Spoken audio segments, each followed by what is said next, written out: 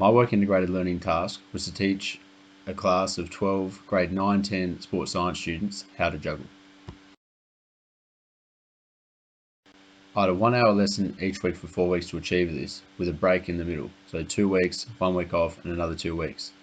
Unfortunately, in the 1 week off, some students forgot some of the steps we'd taken in the first 2.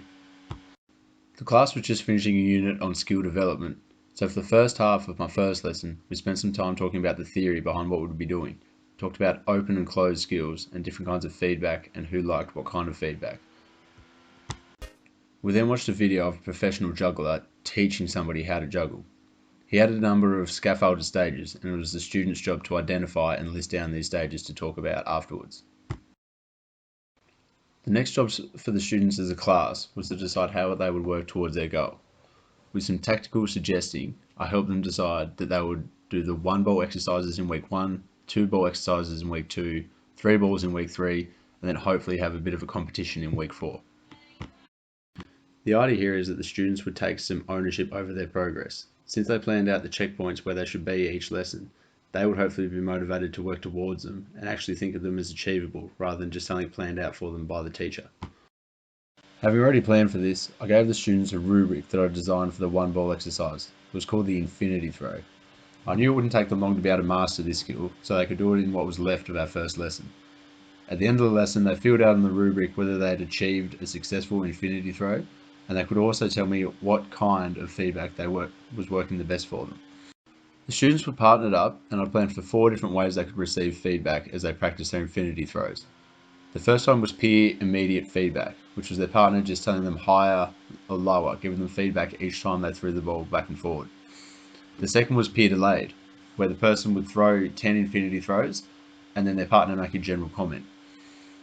The third was self-immediate feedback, where the students were standing in front of a window with black paper on the other side so they could see their own reflection as they were throwing the infinity throws, and they could make their own adjustments accordingly. And there was self-delayed feedback, where students could record themselves on the camera on their computers, and after 10 catches, watch it back and give themselves some feedback.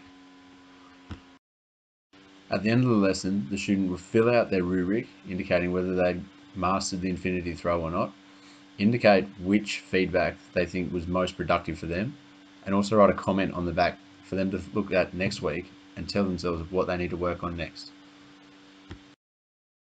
At the end of the lesson, I collected up the slits and found that most students preferred the peer immediate feedback.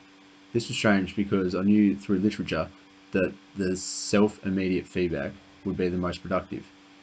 I think the problem with this method was that the students couldn't get a good enough view of themselves while executing the skill, and they also were fairly self-conscious and felt a bit ridiculous watching themselves while they had a partner present and critiquing themselves.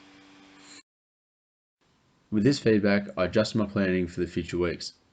Instead of allocating lots of time to practice on their own, I let the students work in their pairs for most of the lesson, but still had a couple of laptops set up with their cameras in case students decided they wanted to check on the skills themselves. At the start of our second session, we started watching the same video tutorial of how to juggle. We watched only up until the end of the 2 ball exercises, which hopefully the students will be completing throughout this lesson and have mastered by the end of the lesson. I then handed back their self-evaluations from the first week and a fresh one designed for the 2 ball exercises that were meant to be completing the week coming. From reading the students' self-evaluations each week, I got 2 different kinds of feedback. The first, I knew whether my teaching was effective in them actually achieving the skill.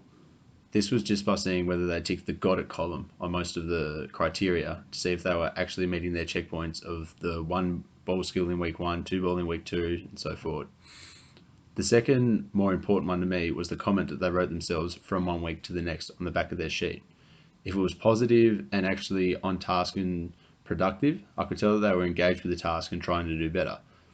I could also tell that if it lacked effort or didn't actually line up with what they were practicing, they hadn't been engaged in the lesson, and I needed to change something coming next lesson to make sure that they actually paid attention and learning was occurring. An example of where I did this was in week 3.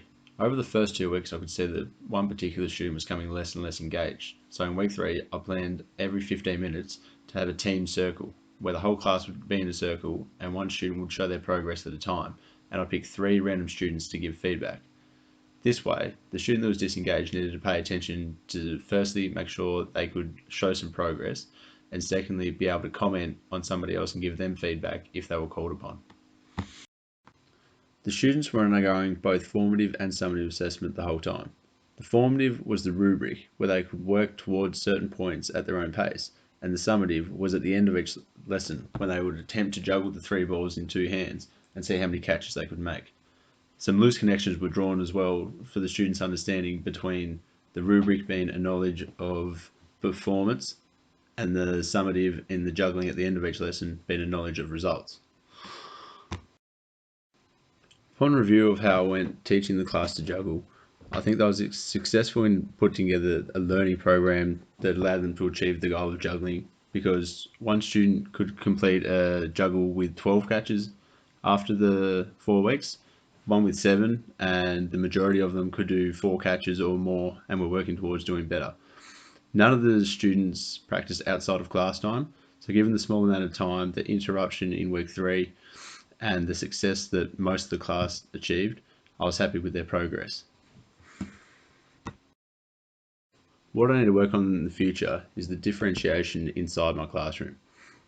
While most of the students were successful in getting to a stage where they could juggle, there were 3 students that at the end of the 4 weeks I would consider to be too disengaged to be learning. The problem there was that even though they were given the previous week's sheet, so they had tasks to work on to work towards the skill of juggling, they were disengaged by those tasks the week before, and nothing had changed into the second week, so they weren't any more likely to achieve them the second week, as long as it was the attention that they were lacking rather than just extra practice. So the students that weren't putting in much effort and not seeing much success in week 1 and couldn't complete the infinity throw consistently weren't going to bother trying it again in week 2 to move on to the next step. And as a result, even though they had activities to work on, they weren't working on them because they weren't interesting enough for them to engage with, and so the learning wasn't occurring there. How I'll address this in the future is by actually revisiting my lesson plans mid-unit. Rather than just planning out the 4 units of work before even starting, what I should have done is each lesson review how I went and what I need to change in my plan for the next lesson before walking into the classroom. This way I can make sure there's more engaging activities for each stage that the students are at, and less likely to become disengaged, and make sure that learning actually occurs, and hopefully those disengaged students would be able to juggle by the end of the 4 weeks rather than still practicing or sitting there bored not practicing the infinity throw from week 1.